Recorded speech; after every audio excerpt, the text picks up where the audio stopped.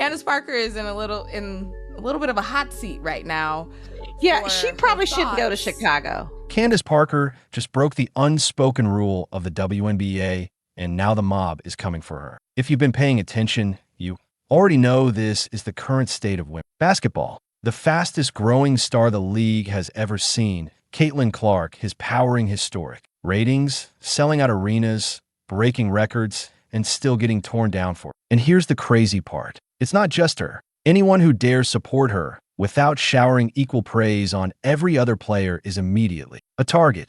That's not hyperbole. It's happening right now to one of the most decorated legends the league has ever produced. Candace Parker. At this point, there's no denying Caitlin Clark is the engine driving the WNBA's growth. Fourth in MVP voting, single-season assists record holder, Time Athlete of the Year in her rookie season. You don't put up a resume like that without being generational. But here's the problem. The second you say that out loud without adding, and by the way, everyone else is just as important, you get labeled part of the problem. The mob pounces, and that's exactly what's happening to Candace. She's been steady in her praise of Caitlin for months, but this week, she went further. Not just defending Clark from one of the dumbest talking points floating around, but flipping the spotlight right back on the players pushing it. That's when you could feel the shift. Candace wasn't just defending a player anymore. She was taking a public stand against an entire narrative, and in this league, that's a line you're not supposed to cross. So what did she say? And why is it hitting a nerve with the old guard?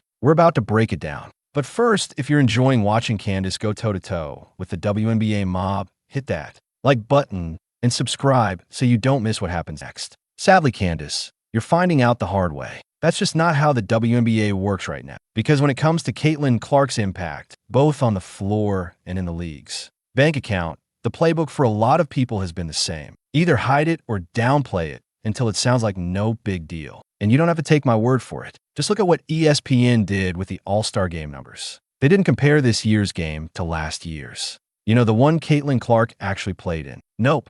They skipped right over it and went all the way back to 2023. Why? They had compared to last year, they'd have been forced to admit the truth. Ratings were down 36% without Caitlin Clark on the court. And I don't care who you are. There is no legitimate reason to erase the most recent year unless you're trying to bury the Caitlin Clark effect and spin a story that the league is thriving without her. But here's the thing. This isn't new. This is the old guard mob's greatest hit. Even though Caitlin is literally making everyone in the W richer, they've set this weird condition. You can't just celebrate her success on its own. You have to also tack on praise for everyone else. And if you don't, you're accused of tearing the league down. And that double standard goes into overdrive when the conversation turns to Angel Reese. And this is where Candace really stepped into the fire. For reasons the league has never been able to explain with numbers, the WNBA seems obsessed with elevating Angel Reese to Caitlin Clark's level in terms of popularity. And listen, credit where it's due. Angel has done a phenomenal job building her brand. Outside of Caitlin, you're not going to find a player with more name recognition right now.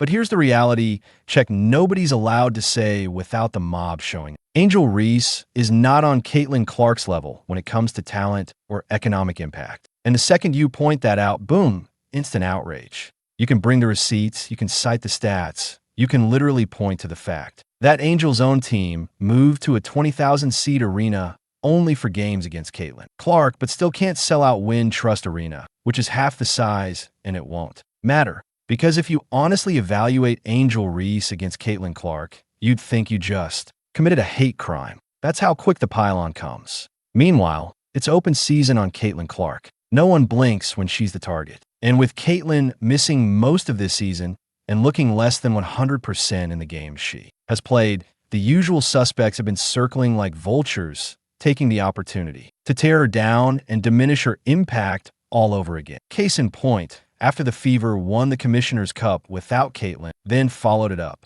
by beating the Aces, ESPN analyst Carolyn Peck didn't just praise the team.